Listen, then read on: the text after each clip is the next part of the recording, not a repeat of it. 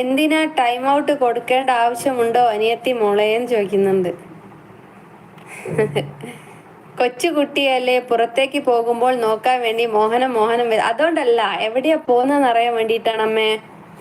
വെറുതെ ആവശ്യമില്ലാതെ time out കൊടുക്കല്ലേന്ന് പറയുന്നുണ്ട്.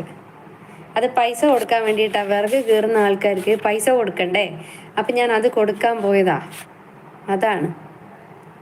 വിജയകുമാരി ചേച്ചി ഹായ് ഡിയർ എന്ന് പറയുന്നുണ്ട്. ഹായ് വിജയകുമാരി ചേച്ചി. ലൈക്ക് എന്ന് പറയുന്നുണ്ട്. Okay, thank you.